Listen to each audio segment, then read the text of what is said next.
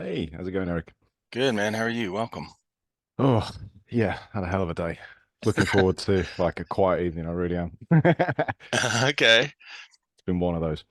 Yeah, man. Welcome to the podcast, dude. It's Andrew, right? Thank you for having me. Yeah, Andrew. Yeah, although I sort of go by my surname a lot of the time. Lowe. That's what most people call me. Okay. Yeah, that's what your YouTube channel is called too. Yeah, yeah, yeah. Very The simple. pretty much, yeah. Tis what it is. Yeah, I love it. The I found your channel, I think from a comment you made on kicking Mustangs.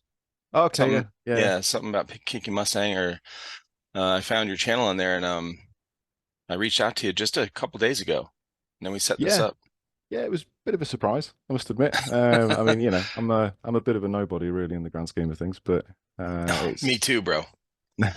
Yeah, for real. nice to have the invite nevertheless. Yeah, absolutely, man. I love meeting new people.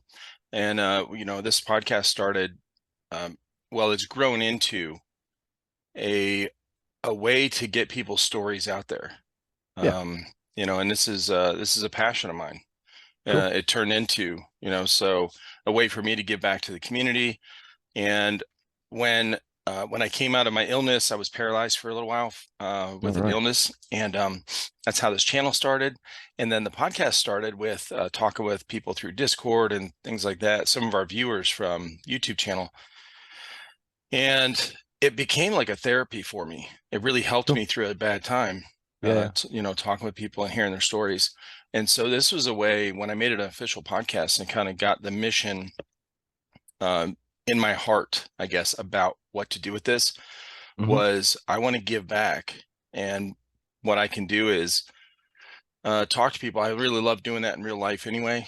Hearing people's stories, like how they got to where they're at, Yeah. now, and kind of get those stories out there because I was starting to get into the family tree stuff and really, big on family and Hmm. when I was coming out of this illness and everything. And so that's kind of how this started and became my passion. And Cool.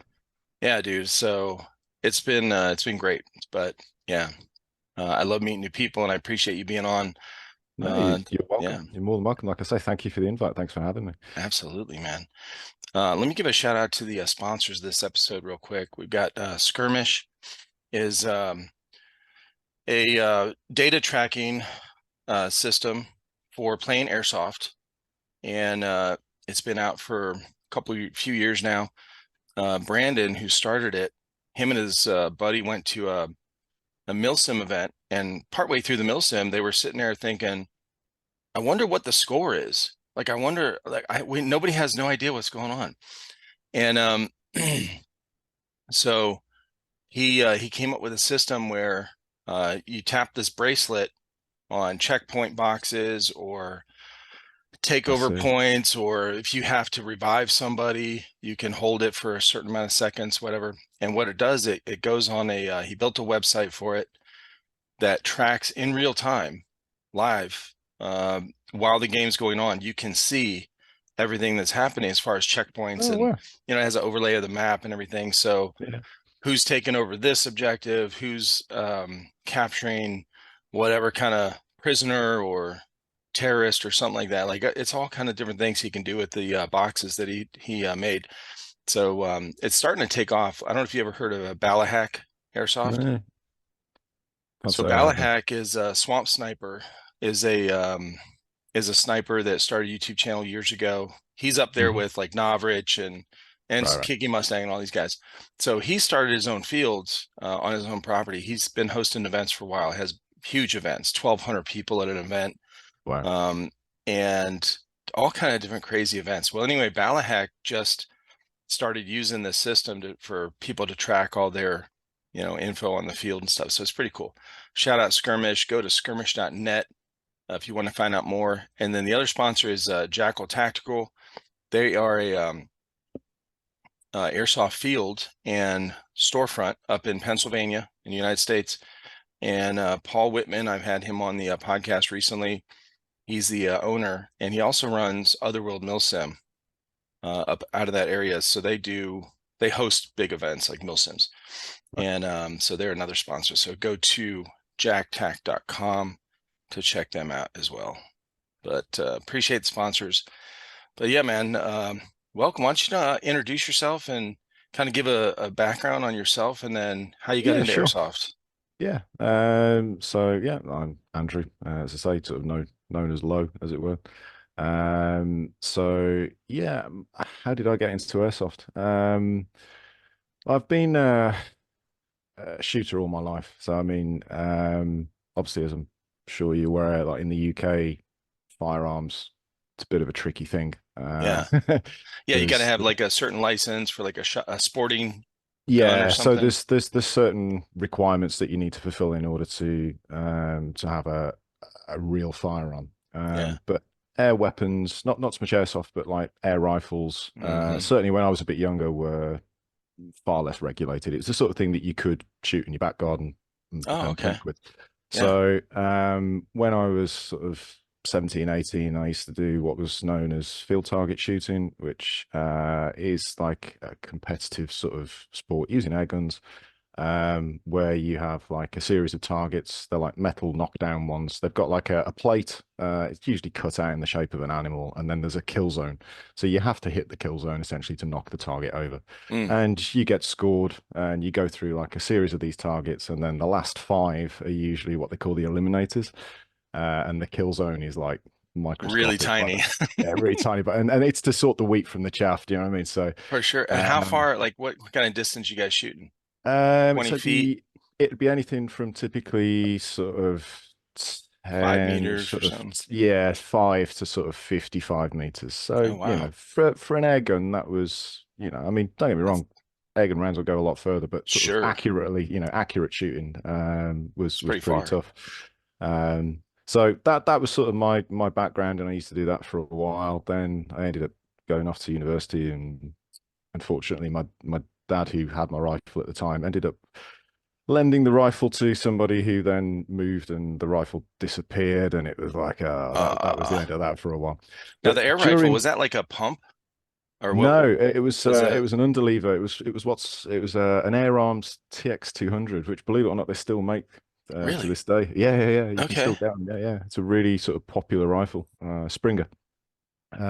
So yeah, but at that point in time, I actually had also for the back garden a Tokyo Marui XM177, which was actually a Springer.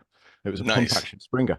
So I was kind of aware of airsoft, but I never really played it, so to Yeah. speak.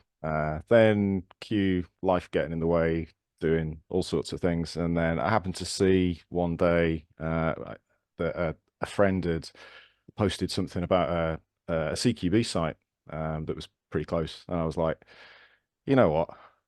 I fancy this. I fancy this. Right, let's go get a new toy and Mm. go see what we can do. And so yeah, I started off with this little CQB place. Absolute hurt locker.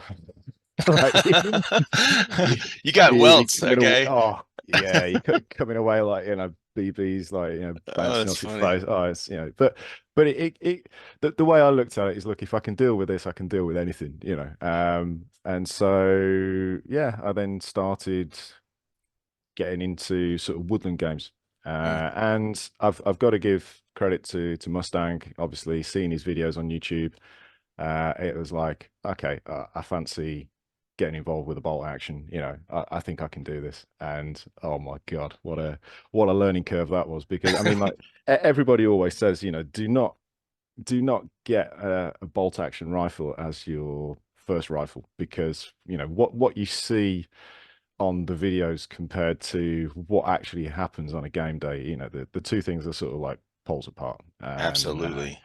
you know, don't get me wrong, it was fun. I mean, I'm kind of used to steep learning curves and sort of going through the grind. I've been a martial artist, for donkeys years. So always sort of like that sort of, fall down seven times, get up eight kind of attitude. That's always been in me. So I was like, look, I'm gonna suck. I know that. I'm just going to keep sucking until one day I don't, and That's right. There and you go. that's always been my attitude, and I've Yeah. been, you playing sort of regularly now with a bolt action for about 4 years. Mm. Um, And yeah, it was just sort of yeah, it was a long process. I'm not going to lie.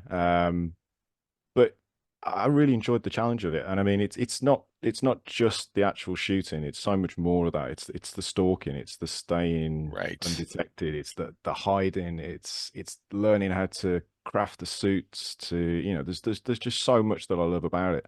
Hmm. Um, and much like you said earlier, the other thing is it introduced me to a whole new community of people, and I've got to say I'm absolutely blessed in terms of the people that I've sort of lucky enough to sort of play alongside, and not just that, some of the people that run like the airsoft shops. I mean, I've got to shout out like Jason at Longbow, absolute legend. Kenny at Empire. These two guys sort of they're like the big sort of two go-tos for sort of bolt action, be it sort of be it the rifles themselves, like the Okay. upgrade parts Do and they all the rest of build? it. They like upgrade and Yeah, so tweak them and stuff?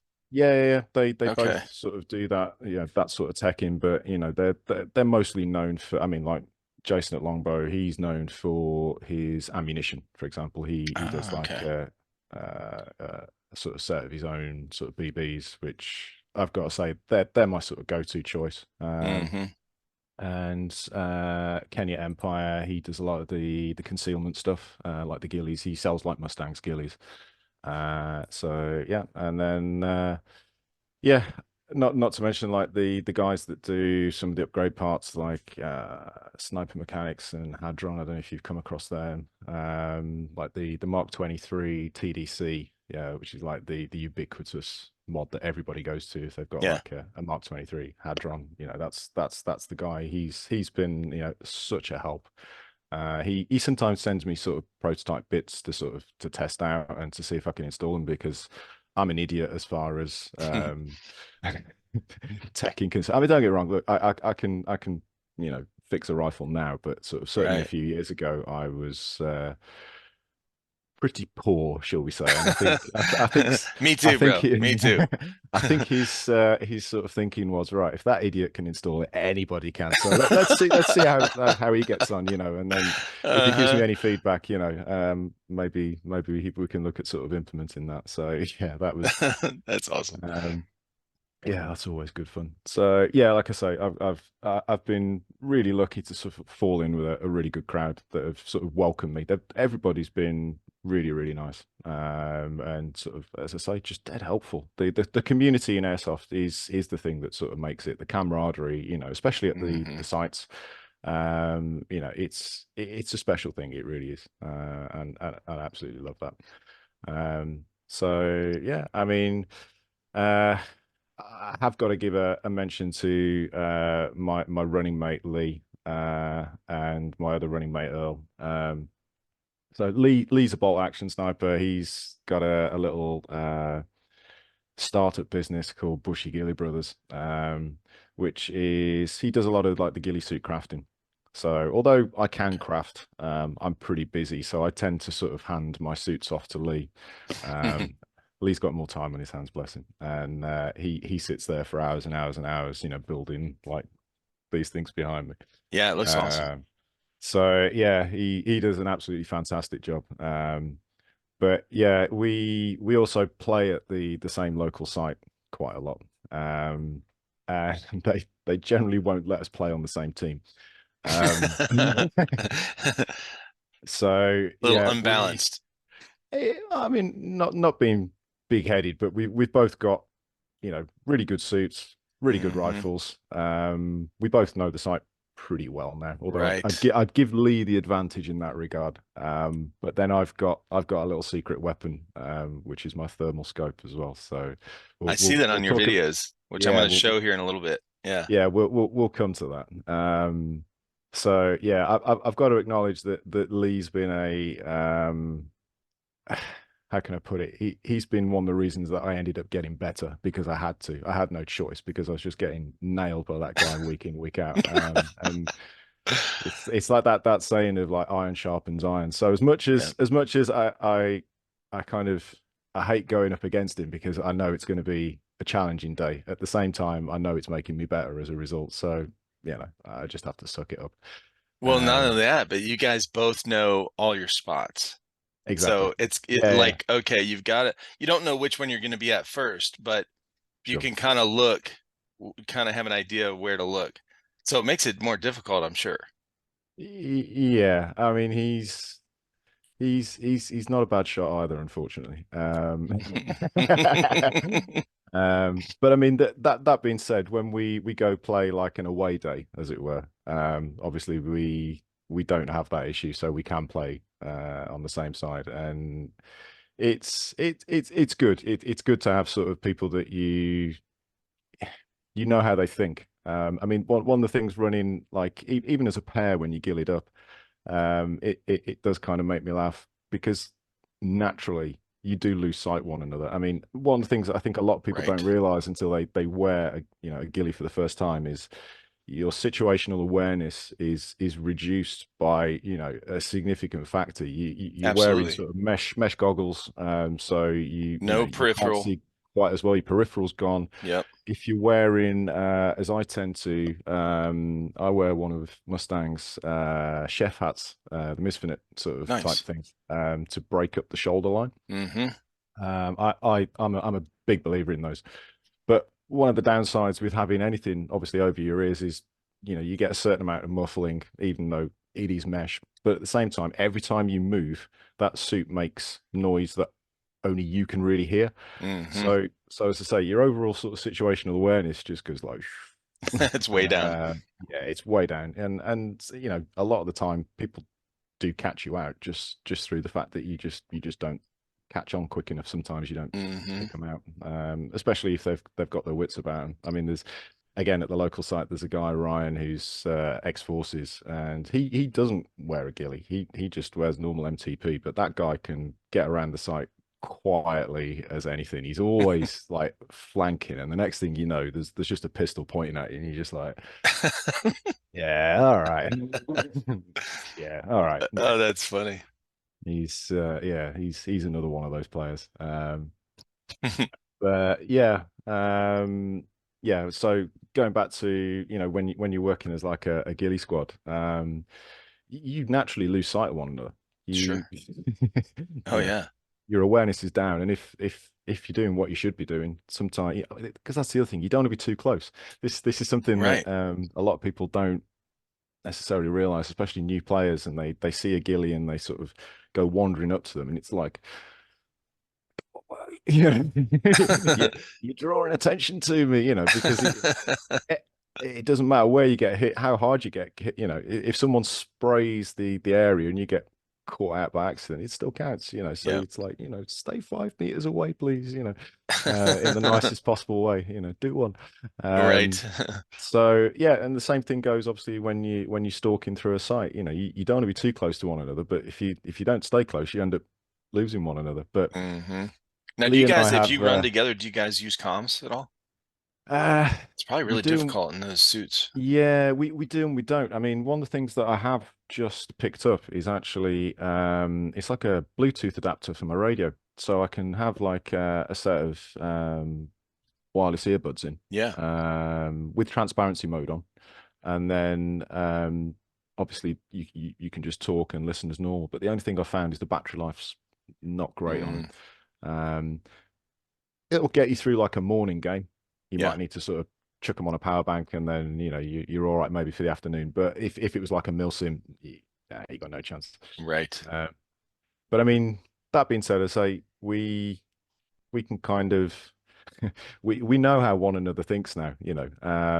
So it's quite often we'll get split up. Maybe one of us gets taken out, and we have to go back to respawn. You just sort of think, right, if I was that knobhead, where would I go? I bet he's somewhere. I bet he's somewhere over there. And the next thing you know, it's like, you're right, mate. Yeah, yeah. Right.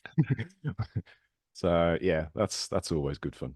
Now, did you guys meet at the field? I forgot what you how you guys met. Yeah, we actually met at the local site, and Lee was on the other team, and being his typical unfriendly self. He's not the most approachable of guys. That's a he's, nice he's way to good. say it. Yeah, Yeah, you're he's, being he's he's nice. gonna kill Okay. me later. He's gonna kill me later. Um, And yeah, we've been having a bit of a firefight, and I'd taken him out, and I wasn't sure if I'd hit him initially, so I'd still got the gun up, and then there was another guy behind him, which I don't think he clocked. So I was still keeping the gun up and still pointing at him, and he was getting really wound up because he was like, "Got my hand up, I'm dead already," And I'm like, "Dude, there's a guy behind you." But after that, we ended up sort of chatting a bit more because we've got a mutual friend, Earl. Earl's the local gun tech, so we kind of ended up speaking more sort of through him, and then we got to know one another, and then yeah, yada yada, and the rest is history, as they say. So Now, what field do you guys play at? And what area are you guys in the UK? so we are both in Stoke-on-Trent, or just outside Stoke-on-Trent. We're actually really lucky. There's quite a lot of sites in the local area. Sort of within, like, just over an hour's drive. There's a good choice. It really is a good number. But the one that we tend to play at is North Staff's Airsoft, which is a relatively small site, but there's a really good sort of clique of local players that are there, sort of as regulars. Like I say, we do get sort of people come in from outside, but generally compared to a lot of the sites, the numbers are a bit lower, um, which has sort of pros and cons, I suppose, to a certain extent. Sure. I mean, for us sort of working as ghillie snipers, it's kind of nice to have sometimes a smaller team to go up against because you're not stumbling Yep. into people all the time. It gives you the Exactly. opportunity to sort of stalk a little bit more and think about Yep. your positioning. So, like I say, I don't think it's a bad thing. Yeah, Um, you can't get into a good position if you got you're 100 people constantly on the being other spotted. Of team course not. No, going crazy. absolutely. Yeah, absolutely. So yeah, it's a nice little site. It changes a lot through the years. The seasons really affect the amount of foliage. I mean, obviously every site Sure. changes, but I mean this place, when it's about now that it starts to go green. Hence why my green suit's out. Gotcha. And it when it goes green, this place goes green. I Oh mean, yeah, it's your I'll sight bet. lines just get taken out to the point where, to be honest, running a bolt action becomes a bit of a liability because I'll bet. you're always running into people sort of within your minimum engagement range. Uh-huh. So we tend to run sort of normal AGs or something during the summer. I mean, I switched over to so okay, hand on heart, I'm a big Silverback fan. Yeah. I've got sort of all of their rifles, so I picked up the MDR when that was released earlier on. And so yeah, this time of year I'll switch over to the MDR, set up as a marksman rifle, so it's semi only. And then yeah, once we start getting back to the end of summer, then yeah, I'll switch back out to the bolt action. But I've got to Gotcha. say, this weekend I'm going to be running a bolt action. I'm going to be running my TAC 41 because one of the guys that I was speaking about earlier, Hadron and Sniper Mechanics, they recently released a TDC for this rifle, and so I picked that up the other week, installed it, and oh my God, what a difference it's made! It's like a new gun. I'm like, Jesus, Oh, that's cool. I need to use it. I need to game with it. So Right. even though we're sort of going to be a little bit restricted with the sight lines, I just want to give this rifle a run this weekend. So Hmm. yeah, I'm looking forward to that. So That's cool, man. Yeah, I've talked to a lot of different people in the UK on this mhm. podcast, and I've heard of so many different airsoft sites out there, like Dirty Dog and We're so lucky in the UK. We've got yeah. so many sites. There really are. And I mean, okay, for I'm sort of thinking of the difference between sort of UK distance and American distance rather. I never what realized that. Americans, I yeah, yeah. really Well, did of not course realize that it's until I yeah, yeah, had the first few people on from the UK, and they're like, "Oh, we went over here, and it was, not that far." I was like, "Oh, okay." It's like, yeah, not like the US where, because I was talking, I think on one of them, I was talking about driving my daughter out to from South Carolina to Utah, yeah, and that's like 2,000 miles. Okay. yeah, And yeah, they yeah. were like, "Oh yeah, that's no, we don't drive that far to, No, I mean the one thing I will say that's obviously different is the infrastructure. The roads in the UK are obviously a lot more sort of congested. We don't have the same infrastructure. We can't get around as quickly and as easily. Mm, I mean, yeah, I mean, I'm thinking back. We visited Florida a few years back, and over Christmas, and my wife ended up, oh, she spilled some scalding hot water all over her, and we ended up getting airlifted into Orlando Hospital, and Oh then. my God. But yeah, I know. That was on Christmas Eve as well. It was just like, oh, honestly, Whoa, you what? can't make it up. Yeah, yeah, yeah. So the next few days, we've obviously, well, Christmas Day, we needed to go pick up some prescription stuff from a pharmacy, and like Sure. the nearest one that was open was like 40 miles away. Now we were just like, oh, what? That's like that's a mission and three quarters for But of course, it's not too bad in the US because obviously, like say, once you get on the highway or whatever, you Yeah, it's like 30 just minutes or yeah, 40-minute drive or something, yeah, whatever. Yeah. not the end of the world, but yeah, I Right. mean. Compared, like I say, most people will travel for an airsoft game. I'd say most people will travel about an hour. Yeah. You don't really want to be doing much more than that unless it's something special, like Right. a festival, or where you're going to be getting hundreds and hundreds of players or whatever. So Um, you so you guys were in you guys visited Florida. What part? Like by the I, beach? yeah, like I've been Miami a few times, Okay. Fort Lauderdale around there, Orlando. Nice. That's mostly where I've been. Just sort Disneyland of, kind of area. Yeah. yeah, just ticking the boxes for the kids, as it were. Oh, absolutely, man. Of course. How old So, are your kids? 16, very nearly 17, and 12. So two Okay. boys. Yeah, 3 boys. Nice. two boys, Oh, two two boys. boys. Okay. Yeah, and a Yeah. lot of dogs. There's dogs everywhere in this house. Okay. Yeah. Well, my wife and I have 5 kids. They're all in their Cool. 20s now. Right, Yeah, oldest one is 29, youngest one is 22. They're all married except the oldest one. right. And yeah, he's actually him and the middle son are two of the ones that the inspiration that's started this channel. So they got Cool. involved in airsoft in their early 20s. This is Okay. 5 years ago. Yeah. And with a friend that they grew up with that's real close around here. And I was coming out of this illness. I was like, hey, I need something to do. So I said, hey, let me film this stuff. This is cool, all these cool looking airsoft guns. So we started the channel doing airsoft unboxings. So the mystery boxes Okay. Yeah. Yeah. and reviews. I So I think got I'm to sure I've handle seen all some of these those. guns, and Yeah. yeah, it was really cool, man. So that was the first 2.5 years of our channel, two Right. years of our channel. And then as they got older, they got married, they got houses, they got, promotions at work and that kind of thing. And so they stopped playing airsoft. And I started doing the podcast because I wanted to continue something on the channel. Hmm. But yeah, so my oldest son, uh, he is part of the how the channel started. But yeah, so my wife and I, we've been together a long time, and with all these kids and stuff growing up, we're empty nesters now. Like they're all moved Right. out. Yeah. So the last one moved out like a year and a half ago, and so having this, to be honest, has been really good for me to Yeah. give me something to do. And my wife's like, I need a hobby. I'm like, yep, because I'm in here recording and posting and doing all these things. And, she's like, you get to talk to people all the time. I'm like, yeah, I know, it's fun, man, it's cool. But yeah, that's cool. So you guys, so any of your kids into airsoft? Eldest has been a couple of times. I mean, I think the mistake I made is I took him when he was a lot younger. Mm, it hurt too And much. I mean, yeah, the first time he got nailed, I think it was just the surprise as much as Yeah. anything else, rather than the outright pain. Hmm.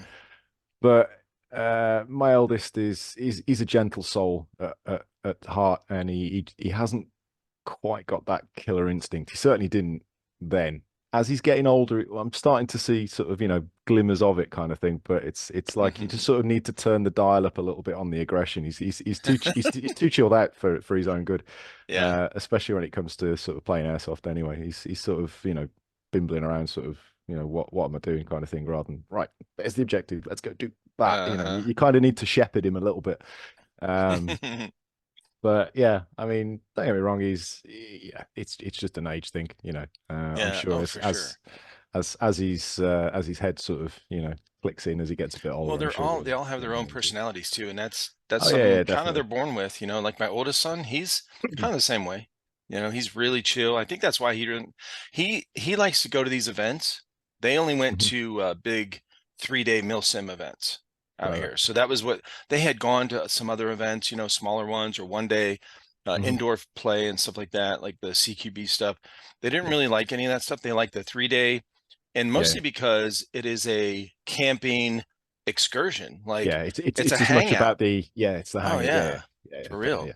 I So get he's that. Yeah. like, yeah, I don't care if I go out there and play, whatever. I'll go out there and shoot, and but Yeah. he'll raise his hand like if he even thinks he got shot, okay, whatever. Like he's really Yeah. chill that way. So I Yeah. I get it. mean, like, yeah, I mean, the my two lads, the youngest, like, I wouldn't give him a gun. Like, it'd be like, nah, he's like polar opposite. It's like, nah, I'm not giving you something that He'll shoot sparks projectile. everybody. Yeah, yeah, Hmm. yeah. Yeah, I mean, like when he gets a little bit older, maybe, I can trust him a bit more. But at the minute, it's just like, nah, everybody's getting shot. That's awesome. How did you and your wife meet? Did you guys meet in school or something? Uh, yeah, well, I mean, try it now we're going back. Yeah, we've been together like 20 odd years. So, Okay. yeah, we met at university. Uh, and yeah, one thing kind of led to another, as they say, you know. Oh, sure. Oh, And yeah. then When yeah, you before we know. know it, That's yeah, absolutely. Yeah, I mean, to be honest, I mean, we always sort of joke about it, but yeah, we knew within like a couple of weeks. It's just like, yeah, you just click with someone, don't you? And absolutely. that's it. That's how That's my it. wife and I were. We went on a Yeah, first date and we got home. Later we found out, I told my dad, yep, that's the one I'm going to marry. And she told her dad, same thing. So yeah. yeah, we met in high school and we didn't get married until a few years later. But yep, Yeah, like you say, when you know, you know.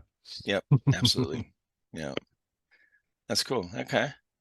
So you go sniping, you got was kicking Mustang one of the ones that before you started playing that you saw that kind of inspired you to. Yeah, I suppose so. I mean, there's like I say, I think it's this. How can I put this like in a? It's going to sound a bit weird, but I suppose there's something that there's like a mystique about the sniper. Be Yeah, it, be it absolutely. real steel or whatever. There's Oh, of there's just course. something. Be it like gaming and everybody wants to be the sniper. Oh, You know, definitely, dude. because I don't know. There's just something about that one shot, one kill. Hmm. Long range kind of deal. And I think that was one of the biggest surprises when I actually picked up an airsoft bolt action. It's like you haven't actually got that much more range. You're not really a sniper. You're kind of you're still in the thick of it. You're only maybe 15, 20 meters away from the AEG users, and I think that was part of the learning curve. You rapidly find out that what they lack in that little bit of extra range, they make up for in like volume of fire. Um, Hmm. Right. yeah, and before you know it, you're suppressed, and then that distance is closed, especially if there's a couple of them. Hmm. So again, that was part of that learning curve. Being a lot more selective with your engagements, making sure that if you take that shot, you need to know that you're going to land it, because that's the other thing, isn't it? That one sort of thing that people forget with airsoft is, of course, the natural reaction is when you get hit, you look at where you've been hit from. You You just can't help it, can't help it. You can't help Yeah. it. You get clattered in the back of the head. The first thing you're going to do is turn around and then put your hand up, and then Right. you know that you're Like, eyeballing. okay, dead men don't talk or point or look at you. Okay. Yeah, I mean, in an ideal world, that would be, yeah, that would be the way that worked. But yeah, that's the thing. So it's you know that if they have clocked you, the first thing they're going to do is come straight back at you. So you Hmm. you need to be that little bit more selective sometimes about when you do go for a shot, Right. just to make sure that you stay undetected. Especially as you say, if you've spent like 15, 20 minutes getting into position, to lose that, it can be heartbreaking sometimes. Yeah, and I don't think a lot Um, of people realize if they've never played sniper, and I have not played sniper in mhm, airsoft, whatever, but I used to crawl in the woods when I was mhm. growing up. When I got my first BB gun, air rifle, Yeah, it was a pump action Daisy one pump. Okay, and I went out. nice. I was like 12. We had a woods behind our house when I was growing up, and nobody was out there. I was the only kid that went out in this woods, which I loved. Yeah, So I would crawl in the leaves and just find a spot and sit there and wait for all the natural habitat to come back, yeah, rabbits and squirrels and birds. And most of the time I didn't even shoot at them. I just sat there and watched them.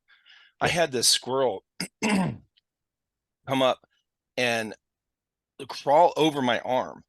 like Mm. run across me because I had put leaves on me.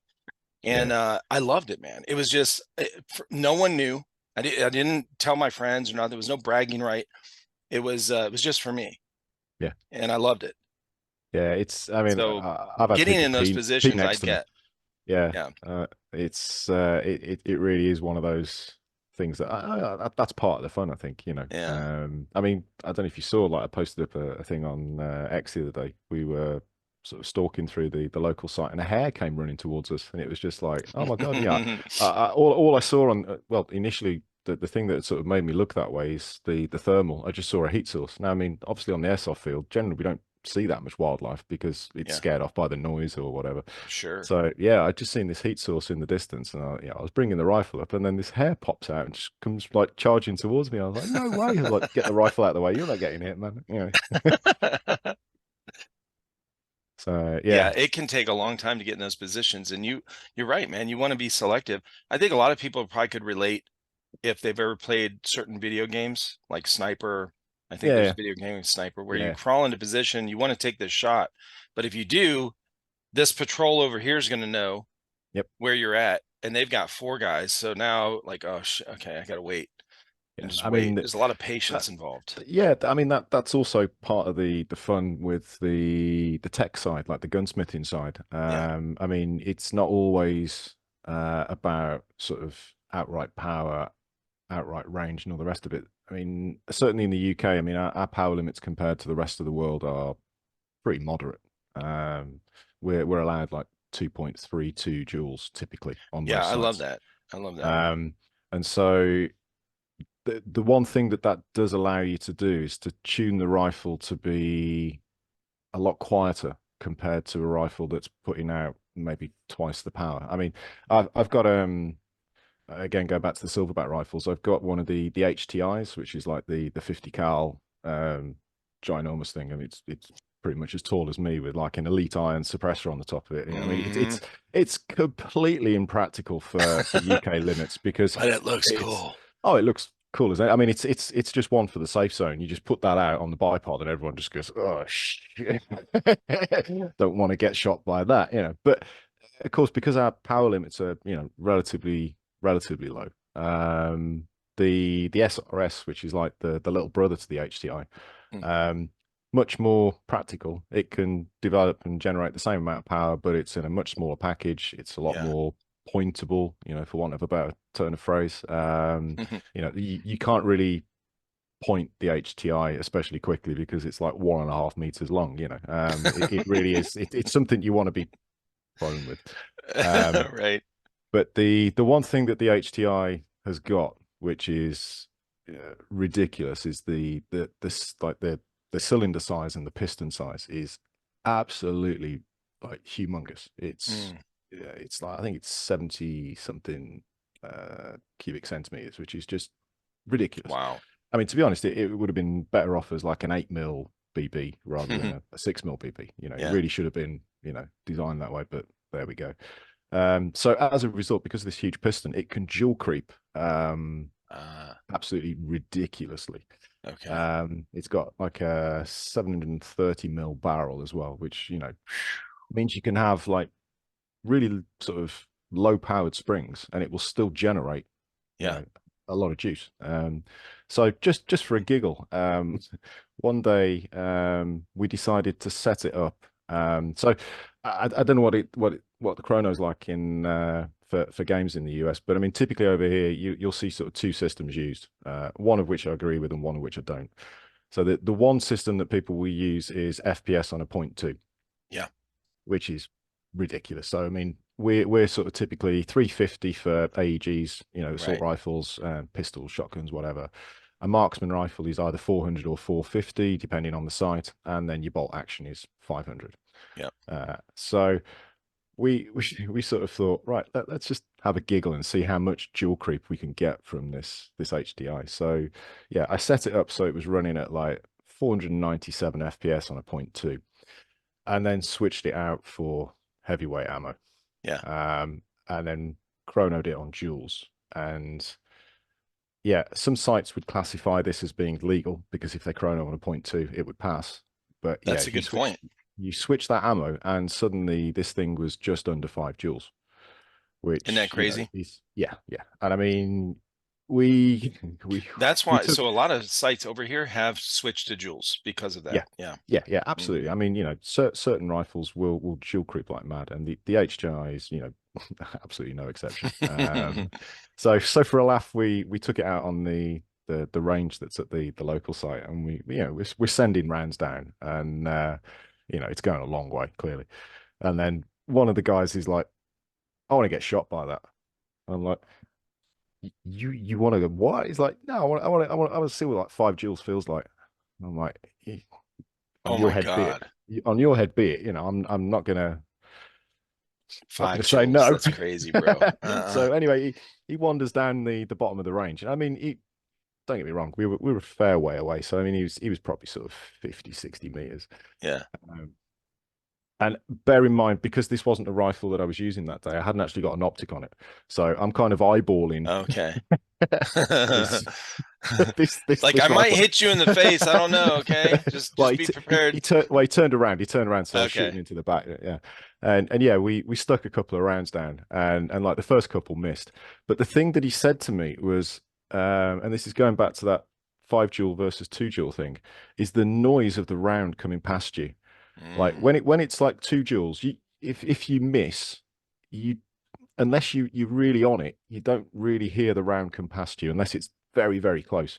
sure. When it's coming past you, with 5 joules worth of energy, it's a whole different kettle of fish. It is Oh yeah. tearing the air. That thing goes whipping past you, and even if it misses, everybody knows that they're being shot at. Everyone's going to start Uh-huh. going. And so, yeah, I mean that's the one thing. You can sort of set that rifle up to be, very, very powerful. But yeah, again, comes back to taking that shot. You've got to make sure that you are definitely going to hit them, because if you miss, everybody knows that you're there on that sort of power Mm-hmm. limit. I know that some of the Scandinavian countries, they typically play games with that sort of power limit, which, Whoa. I mean, if you, I suppose, I mean, we actually switched over. I let them shoot me. It's only fair. And to be honest, it wasn't actually that bad. I mean, don't get me wrong. I wouldn't want to get shot in the head by it. I think Sure. it would definitely ring your bell. But yeah, getting shot in the body wasn't actually that bad. Certainly, Mm-hmm. again, I was wearing, the leaf suit, so because they're so baggy, to break up your shape, they do sort of absorb, a Sure. certain amount of energy Absolutely. when you get hit by it. So, it wasn't that bad. It was no worse than being hit by a, a normal power rifle at say 30 meters. Right. The normal range. Yeah. Yeah, yeah, yeah. So I Mm-hmm. mean, if I reckon, if you've got a 5 joule rifle, if you just got like a minimum engagement range of like say 50 meters, um, it wouldn't actually be that bad. But obviously, you've just got the ability to reach out that much further. We did Mm-hmm. actually laser range find it, and it was hitting 105 meters flat. That was before the hop was actually even kicking in. Whoa. And we hadn't got anything that we could actually range find, because it backed onto like an open field. So we hadn't got anything that we could bounce off in order That to is see how far wild, it was bro. going. So I mean, and okay, And this was with this how what weight BB? 4.5. Wow, dude. That's Yeah. crazy. And I mean, we were hitting trees at like 105 meters, and you could hear it crack, and it's just So flat. No lobbing. That was just listen, anyone in America that's not familiar with meters, like you can't picture it in your head, this is over a football field. So if you're standing at American football, so if you're standing at the end zone in one end, you're shooting the goalpost at the other end with 0.45 and no elevation. weight BBs. That is insane. Yeah. I mean, it really Um, is impressive. it's like I say, it's just a shame. Certainly in the UK, you'd never be. Well, I say you'd never be allowed on a field. That's the problem, and that was the point I was proving, that you would be allowed on some sites Uh-huh. with that rifle. Yeah. God forbid though. Nah, silly stuff. Yeah, when I played Silly stuff. paintball, this is all the way back in the 90s. And I mean, those things hurt. They're chronoed at like 300 feet per second. Yeah, it's a big old Obviously, they projectile, go isn't it? by feet per second because you can't change the Yeah, weight it is of what the it is. ball of the Yeah. paintball. Everything's standard weight or whatever. Honestly, I don't even know how much they weigh. I just know they're .68 caliber. But Mm. they have so much weight to them Yeah. that I don't know what the joules would be equivalent to, but man, they hit hard, like they Yeah. slap. Yeah. You get caught on a hand and you know about It's it. crazy, yeah. But yeah, these so speaking of the long range stuff too, I had some people on from Canada. They have a group that they only in their airsoft, they only focus on um long range shooting. So their company's called ELR, Extreme Long Yes. Range. Yeah. I think Have you heard of them? I've heard of those guys. Yeah. Yeah. So I met this I didn't even know about them at first. I met this girl on where I meet most of you guys, online on a YouTube channel or an Instagram page or something. And it was her Instagram was Sniper Chick. So I followed her stuff and I was like, hey, this looks cool. Their group, they literally go out and practice. They don't practice shooting as much Mm, as they do stalking. yeah. They're all about the stalk. Hmm. And I was really interested in hearing about this stuff. So I had her on, and then I had somebody from that group on, actually two more guys from that Hmm. group from ELR. It was really interesting. And they were talking about how they've been working on trying to get farther and farther shots um, with higher weight BBs. And they were Yeah. talking like 0.45s, 0.5s even Yeah. for weight and BB. I was like, man, that's pretty impressive, you know. I've always been a fan of the 4.5 over the 4.8 or the 5. It was something that Jason, as I say, from Longbow BB, he sort of, because I was always like, well, bigger's got to be better. Um, and he sort of was like, you should try 4.5 a bit more, because you tend to find that the flight path is slightly flatter. So a 4.8 tends to have a little bit more of a trajectory to it, which can be useful. I mean, sometimes if you're clearing an obstacle, sometimes you Right. can You you want to can sort lob of it. drop. Yeah, you can Uh-huh. drop the shot on people. You can turn the hop up down a little bit Yeah. and drop the shot down. Um, but yeah, the 4.5 is a bit more of a point and click kind of experience. Hmm. It is that just that little bit flatter. Okay, you sacrifice perhaps a little bit of range, but it's negligible, in the Yeah. grand scheme of things. I think, and sort of, yeah, as I say, he converted me to sort of using 4.5s, and I think I'm slowly converting everybody else at the local site anyway to sort of follow my line of thinking, because it means whenever I try to buy 4.5s now, they're always bloody sold out because all my mates have bought them. Dang I'm it, like, your secret got out, okay? yeah, absolutely, yeah. So yeah, That's funny. definitely. Yeah, it's But probably easier to when you stay consistent with your ammo, it's probably easier to sight in your scope. Like yeah, when you go out, you go, okay, I know what it's set on. I know with sure, these BBs, this brand with this weight, this is what it's going to shoot. I can yep, aim right here, like yeah, on the crosshair or, yeah, real close. yeah, Whereas if you change a lot of the weight and stuff back and forth, you're yeah, going to have definitely. to, ramp it up or down or whatever. Yeah, yeah, definitely. I mean that's one of the other things in terms of that's a personal choice, I suppose, in terms of your hop setup. It's some people prefer to have a very, very minimal hop so that the BB doesn't lift above the center. It like once you've zeroed your scope, they don't want it ever going above the horizontal line Mm, on your crosshair. So they know that they've always got a holdover potentially at further gotcha. distances, and they get very good at sort of eyeballing that. Some people prefer to have a slight lift with the hop, which is the Hmm. way I kind of do it.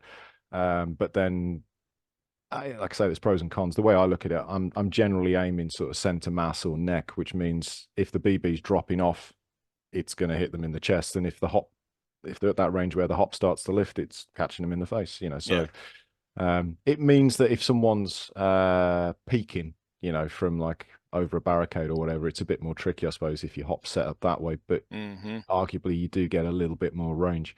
So yeah, so it's one of those sort of personal choices as to Right. how you do it. But as you say, you can learn it. Obviously, you do sort of get to eyeball it. Well, yeah, that's the good thing with, when you have a rifle that you like and you're good with, Yeah, you and run with.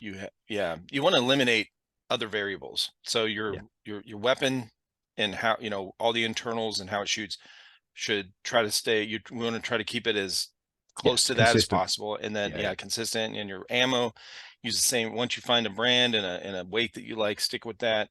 yeah, And then definitely. the rest of it is on you. So now Yeah. you know, okay, you jerked the trigger. Dang it. Okay, you missed. That's it. Yep, it's on you. You Yeah, didn't absolutely. squeeze it or whatever. Yep. Yeah. Hmm. I mean, there's a certain amount of that, but I think you've also got to realize and come to accept that you're dealing with a smooth bore Yeah, round exactly. And projectile, wind which is and wind and a and little bit of leaves and maybe a branch here yeah, and there. absolutely, yeah. I mean that's one of the Uh-huh. biggest frustrations I think with sniping with airsoft rifles. It's the tiniest leaf or twig, See ya. and you see the BB deflect off, It's and gone.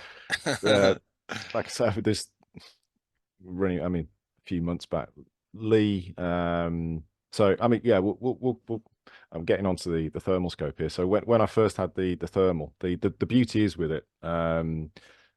The scope that I use has actually got a daytime channel in it as well as the thermal, so it's a Mm, multispectral. okay. And then when you look through the viewfinder, you see it's got like a picture-in-picture mode.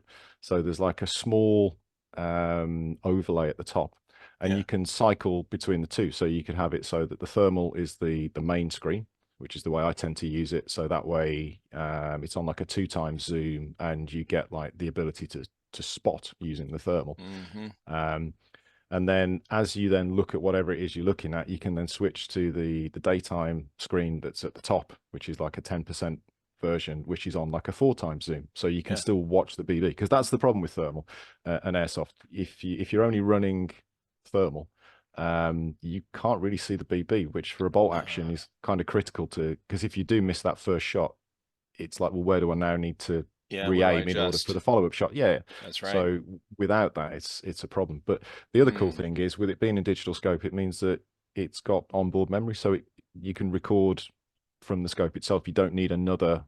Um, really? yeah, Like a yeah. scope cam type of thing. You don't Yeah. need a scope cam. No, the actual Oh, that's scope itself awesome. records. So I had a scope prior to that. I had an ATN. What's it?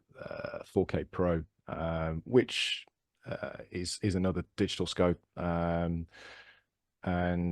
when I bought my new scope, I gave that one to Lee to sort of long-term borrow, as it were, so he could Yeah. start getting some footage and stuff as well. And we were having like a duel one day, and like he fired at me, and I think the wind took the shot away. I fired at him, and it just literally, like, say, talking about twigs, there was just the thinnest of like bloody twigs, like about halfway between the pair of us, and my shot, you just watch it going in. You can, frame by frame it, and you just see it just ping off, and and then I'm watching him rack the bolt, and I'm Oh just like, no. ah. You know what's coming.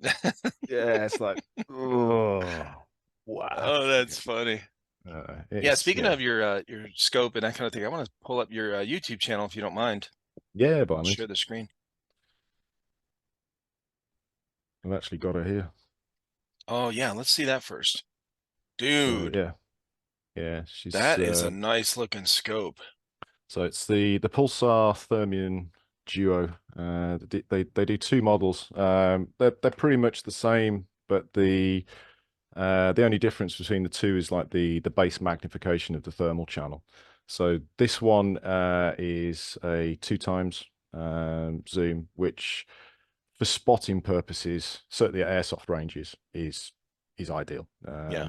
Anything, I mean, typically when I'm running an Yeah, optical let's go blast over scope, all the details on your gun there. So yeah, the what bombers. kind of gun is it? What Yeah, the so this stock is looks amazing. The butt stock looks awesome, dude. yeah, this is, I'm trying to physically fit it in it. Yeah, it looks It's amazing. so this is a Silverback TAC 41A. It's the aluminium stock. It's had a lot of work done to it. So the front end, I don't know if you'll be able to see, but it's all carbon outer Carbon. barrel, carbon suppressor, just to shift the weight back slightly. There's I don't know if you're able to see the hop up dial, which is Okay. sort of newly released. So Yeah, it's top it's down center. yeah, The yeah, hop up. That's top awesome. dead center. Okay. Yeah, yeah. So this has got a Sniper Mechanics Wasp piston in it. It's got the Silverback gas blowback. hop chamber with a Flamingo 60 in it, which is the sniper mechanic bucking. Yeah, I mean it's a really nice bit of kit.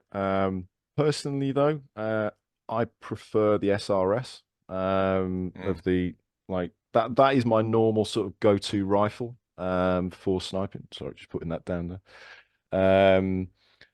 Just because well, I suppose that's another thing that's a little bit weird about me. I'm a big bullpup lover. Um, I kind of collect ugly bullpup rifles. I'm sort of known for Oh, sort really? of yeah. So Okay. I have this thing about I, I don't like the AR-15 platform. Yeah. You know what? That's actually Sorry guys, but a lot more people are starting to not, they want to try other things because it's such a common thing. yeah, Like everyone yeah, has them, everyone uses everyone's them. got one. Everyone just Yeah, uses that as the base and they build onto it and it's absolutely. kind of Yeah, overdone. yeah. Yeah, And so yeah, I've always been yeah, a bit weird. I like being a bit different, I suppose. So sure. yeah, bullpups. Since I had the SRS, it was like yeah, I've got a few weird and wonderful things, and I've got a lot of Russian gear, which is a bit politically incorrect at the minute. But the way I kind of look at it, It didn't used to be, okay. well, yeah, I suppose it was like for I don't play a great deal of milsim, but I suppose it just gave me the option to play on like op4 side. Yeah. So yeah, I started collecting sort of Russian stuff before it all kind of kicked off. I suppose I'm the reason that Putin's guys have kind of got no gear. Uh, All I right. ended up, yeah, sort of. So what kind of bullpups? I'm trying to think of the one that we had. The first one we got out of a mystery box. No, the first one was a P90. No, that's not a bullpup. Yeah, it is. Yeah, it is. Yeah. The P90 and what's the Steyr AUG? Okay. Yeah. Yeah. We had one of those, and Yeah. it actually we never finished or fully did a review video on it because when we took it out, every time we would get a gun, right before we would go out to review it, we would put a mag in and try to just test it out real quick, make Mhm. sure okay we can film this thing or whatever. Yeah. And about 4 or 5 shots in, it broke. Okay. So I said, "Oh shit." Um, it was a used gun. It was one of the Evic BOAs, and they say Right. in there when okay if you're Yeah. getting Yeah. it's going to be It a is used what it gun. is. Oh yeah, Yeah. yeah. So it was fine, but it looks cool. It looks cool. So what's your favorite bullpup? Oh God, no, now you sort of putting me on the spot. I don't know. I mean, What's the Royal Air Force use? Is it the Type 98 or something or Type 96 or something oh, like that? yeah, like our guys were using like the SA-80, weren't they? Like Okay.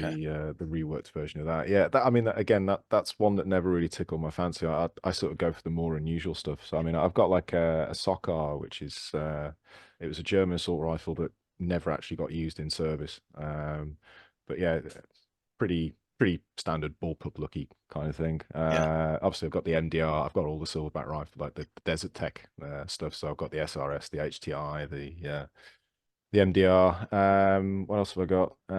Yeah, going back to weird Russian stuff, I've got an SVU, which is sort of like the bullpup Dragonov, which is a bit weird. It's one of the most Yeah. uncomfortable rifles to use because it really is. The pistol grip and the mag is so close to the pistol grip. It means if you've got sort of anything other than dwarf hands, there's no way you are getting a comfortable grip on that thing. You're off at like a weird angle. Uh-huh. But it's it's a funny looking thing, and I kind of like it. I mean, I suppose there's a lot to be said for the Russian ergonomics and in all their rifles. It's always a bit weird and wonderful. Right. I mean, Silverback have actually just announced that they're doing the VSK VKS. It's the 12.7 mil Oh wow. subsonic sniper, which they're going to use in sort of SRS internals apparently for that. And as soon as I saw that they'd announced that, it was like, I'm in day one. That's it. I'm game. Put me down for one now. That's Get it awesome. over it. That ticks like my bullpup box, my Russian box, and my silverback box. It's just like, yeah, that's it. Like, All right. I'm in. Let's see So your yeah. YouTube channel here. Because you've got There's Lee. There's Lee with a right here. yeah. That's kind of a funny one. Which one is that actually? Cat's not. Yeah, yeah, yeah. This is actually from Lee's point of view. So we were playing a game where it was just a basic death match, but you only have like one life. And so like I was one of the few left on my side. And Yeah. so this is Lee just taking people out. Um, and then I managed to get him. I see him sneaking. And so yeah, as I say, this is his point of view, and it's kind of funny because it shows you how well the my suit actually blends in with that background. And watching this back, yeah, there I am. And Whoa. there's no way you would have seen that coming. What? Yeah, exactly. Dude, no one is finding you. No, and then that's Holy it. cow. And then next thing you know, whack, and he's on his back. So you shot him, you saw him, but he didn't see you. Yeah, he hadn't got a clue. Oh, that's amazing, bro. What? Yeah, and that one left him bleeding, unfortunately. Oh, that's awesome. Okay. Yeah. So yeah, somewhere in there, there's the other point of view. And yeah, unfortunately, as I say, with the thermal, there's no escaping it. I mean, and to be honest, I've got to sort of freely admit that the reason I bought the thermal was because I was sick of having my backside kicked around by that man.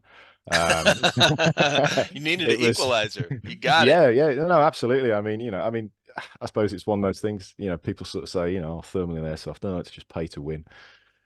Yeah, I suppose it is to a certain extent, but it is what it is. If you can afford it, then why wouldn't you? Yeah, I was gonna say, I think these are the ones that I saw when I Oh, some looked of the at your shorts. channel. Yeah, yeah, Yeah.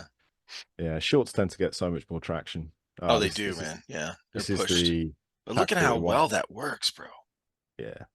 I mean, the thing with like barricades and stuff like that is a lot of the time where there's small gaps in between the panel and another bleeder. Yeah. That's awesome. I know. I collect selfies afterwards if anyone's left with a head mark. Yeah, I mean the panels, you quite often will see where like a barricade is, and there's a slight gap. A lot of the time, if you're looking through a glass scope or whatever, you're just not going to see or realize that there's somebody No, behind it because the gap is so small. There's not enough light. Um, exactly. That's with a what I love thermal, about this. So this is what you see in the scope, yeah, that's how it's other broke than the up. fact other than yeah, so other than the fact that's obviously a 9:16 ratio. If you can imagine when you see like the raw footage, obviously it's a lot wider. It's full screen, yeah, Yeah. or wider. But yeah, that's exactly what I'm seeing through the viewfinder. I There's love what a perfect zoom difference between the yeah, two. yeah. That is Each of awesome. the channels has got its own individual zero as well. Okay. So, I mean, I tend to run them very similar, but obviously it'd be more of an issue with a real firearm because of the difference in the height. I mean, if I show you the actual front end of the scope, I'll show you afterwards. Yeah, show me Um, after this because yeah. free tracheotomy. Oh yeah, that's Dave, poor lad. He was looking Nothing down like the rubbing it in, okay? no, he was looking down the rifle, and I took the shot, and the hop sort of kicked the BB that little bit higher, and he just drops the rifle just at the wrong time, and then it hits him square in the Right? throat, and it was It like, probably would have hit the oh buttstock of the rifle yeah, yeah, it would have or been his fine. arm. Arm, yeah, but unfortunately, yeah, Oh, he that's funny. right in He's the like, throat. oh, okay. Oh, that's awesome. Yeah, he needs sound for that one. That poor lad, he ran right into that, and Uh-huh.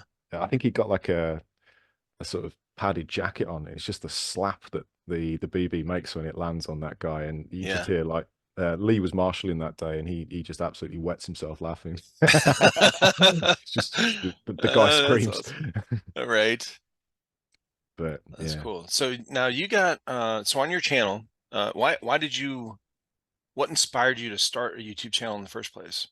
Uh, I think it was it was mostly, I mean, I started it just as a means of recording the fun, as a Yeah. way of looking back later on. Because I mean, when I first got the previous scope, and suddenly had the ability to record, it was just nice being able to watch the footage back for myself more than anything. I've never really sort of done like the whole numbers chasing thing. I mean, sure, obviously, if I put a video out, I'll sort of Yeah, put it on my you Insta. wanted to get Well, I some. say I used to put it on my Instagram. My Instagram is now so heavily locked down. It's untrue. You'd think I Welcome was to the like, club, bro. oh man, you'd think I was It's some sort of crazy. mass murderer. I'm It's trying like, to get all my friends that I met through here to come over to Twitter. I still call it yeah, Twitter. I know it's X, yeah, whatever, yeah, but yeah. to come Absolutely. I over to mean, Twitter, bro. Please. it's a no-brainer, isn't it? I mean, there's I the mean, lack of censorship is just it's it's so refreshing. wonderful, and You it can has actually the say same gun. features. You can say gun without being like restricted. No shit, dude. I love it. Yes. Well, that's why I say like there's no we don't self-censor on here. And we just talk freely because I put these the videos go on Rumble as well and Right. Spotify videos. So those two don't censor this kind of stuff. So if it doesn't get, seen on YouTube, I don't mind. Yeah. I'm not gonna cut things out. I don't edit these as far as the content of it. Hmm. Um, yeah, we're good. But I wish we could just get the majority of the airsoft community to come over to It Twitter it because, it really needs to. I mean, oh, the dude. most of UK airsoft is still on Instagram, and Uh-huh.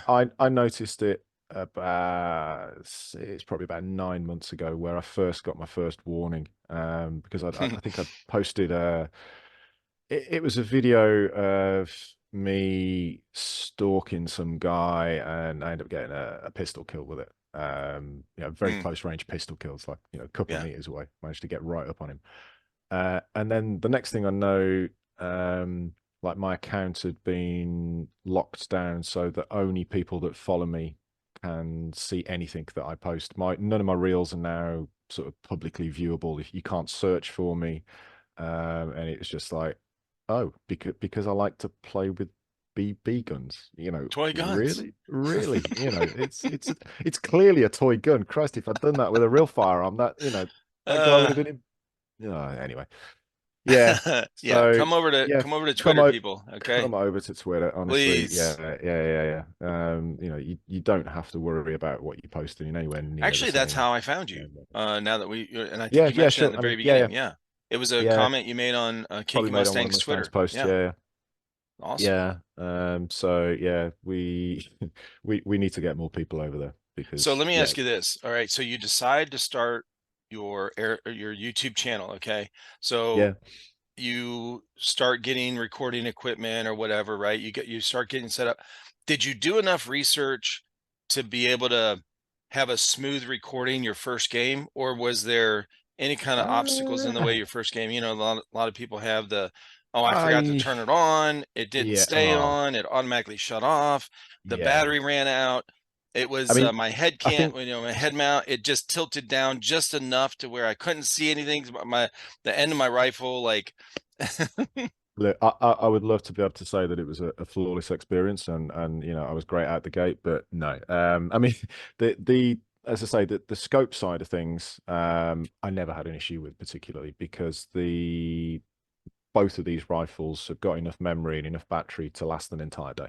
that's awesome. So once, I mean, the thermal's a bit more power hungry, Mm, but it's actually got a hot swappable battery. There's two sort of batteries. So there's one that's actually in the scope, which you have to charge up, and then there's the top turret yeah, let's see there. it. Go ahead. So that top turret is actually the external battery. So you just sort of pop that off. Oh, Whoops, okay. and there's the battery. So you can hot swap in the field. So when you take that out, it switches to the internal. Mm, So you can keep going, and then that gives you enough time to then drop another battery in and carry on. So yeah, that's amazing. so So I want to, that's before I really handy. forget, when we're done, send me the links to the Yeah, people you sure. shouted out plus the scope there, because Yeah, by I all means, yeah, guarantee you some people would love to look into this scope. Yeah. yeah, sure. So yeah, like I say, the scope side of things, and even the previous scope that I was using, that actually's got 18-hour battery life off one battery, which Mm, is incredible. Like a whole day's that worth. is insane. Uh, Yeah, it is. I mean, obviously there's costs to that in the sense Oh, of for sure. weight. The weight of the scope is Yeah. obviously significantly more than a comparable glass Hmm. optic. But Get your arms in shape, boys. Yeah, yeah, your left arm certainly knows about it, holding that front end, Again, Right. that's another reason why I like bullpups because I'm weak and I can, there's more weight in the back. Yeah, nice Um, lazy day of airsoft. I'm carrying my that's it. bullpup instead of my 20-pound sniper. Okay. That's the one, yeah. So yeah, that's uh the thing with like the battery life. External cameras, yeah, had a few I've had a few teething issues recently with my I run a one of these an X2 360 camera, which I generally sort of stick on my shoulder, Yeah. sort of covering sort of obviously a 360. Um, the memory card's been playing up in it, so it's been turning itself off. I mean, normally I run them connected to like a power bank that's in my rig. Yeah. So I just again big memory card, hit record at the start of the Yeah. day, and then just leave it to it. Never worry about it. Um, yeah, Is there any awesome moments or shots or whatever that somehow didn't get recorded yeah, that you wish would have? yeah. Oh yeah. Yeah. Yeah, what one in particular that really comes to mind. Another site that we sometimes go to, shout out to 6 Mil Airsoft in Rugeley. Absolutely incredible site. It's like 60 odd acres of woodland. It's quite an interesting woodland because there's a lot of relief in the actual field itself. So, a lot of woodlands are generally pretty flat. This has got like valleys, dips. I mean, they used to sort of nickname it 6 Mil legs because the following day, you would know about it You had because leg you're day. constantly Okay. going, constantly up and down, up and down, up and down. You dread Um, going to the bathroom, sitting on the toilet yeah, you're because your not legs are getting up. shot. Yeah, yeah, very much so.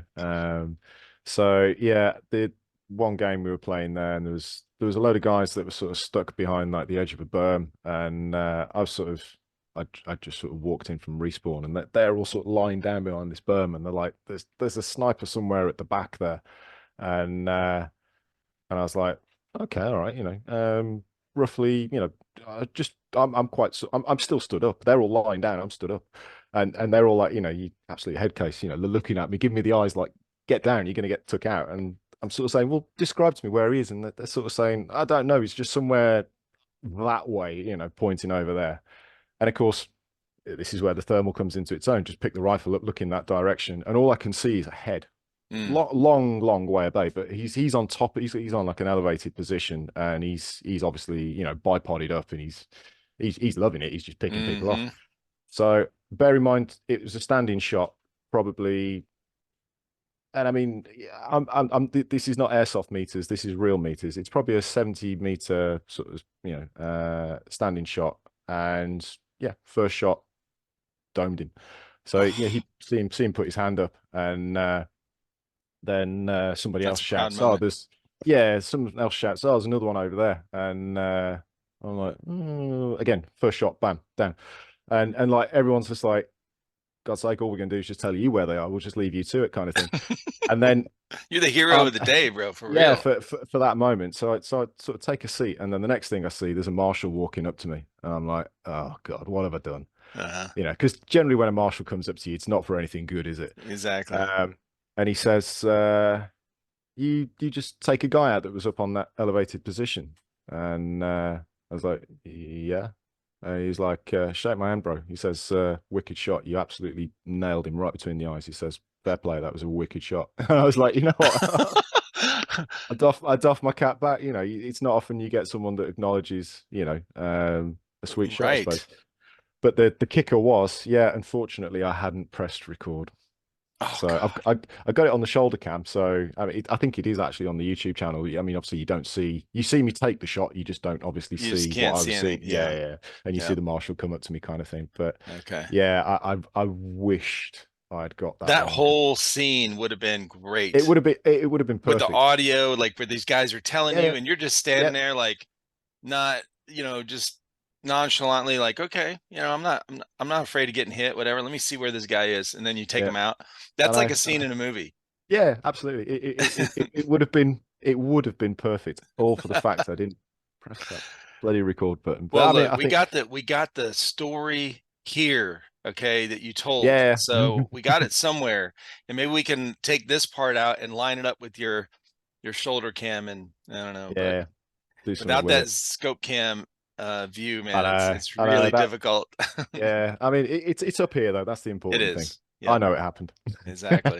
And so do your buddies that were laying there behind the berm. Well, yeah, quite. Yeah. Uh-huh. Um, That's cool. but yeah, So yeah. what do you Like, I got? mean, Do you play like every weekend, every other weekend? How often do you get out? uh, it depends. I mean, so ideally, I like to get out like once a month. Yeah. I generally get out once a month, sometimes a couple of times a month. Just the joys of having your own businesses means that sort of we tend to work most days.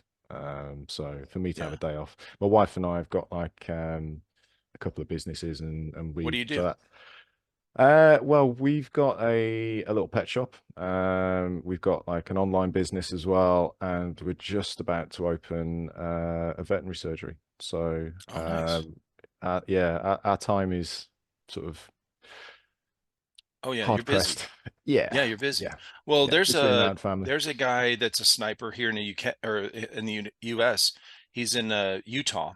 His channel is K Factor 39, Okay, and he is a veterinarian okay, and yeah, and a dog trainer, right, or yeah, he has his own shop. cool. So yeah, it's interesting. Okay. And he does same thing, man. I've had him on a couple times. He does the same similar type of videos with, Mhm. he's known Kiki Mustang for a while. He's always asking him for advice and that kind of thing. And Yeah. so yeah, very cool. Okay.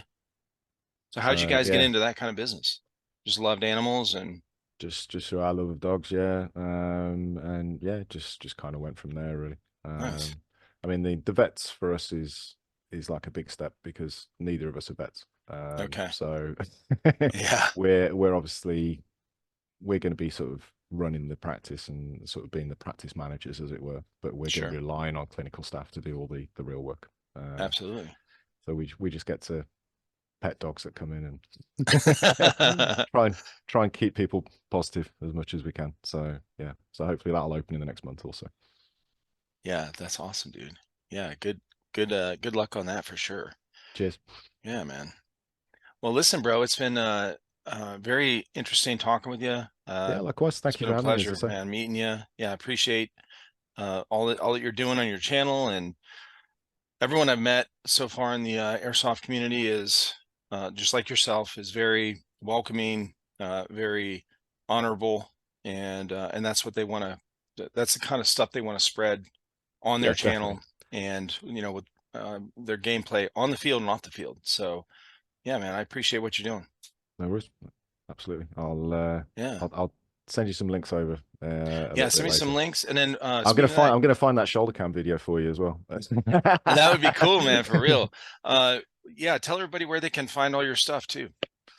Yeah, so it's you know what?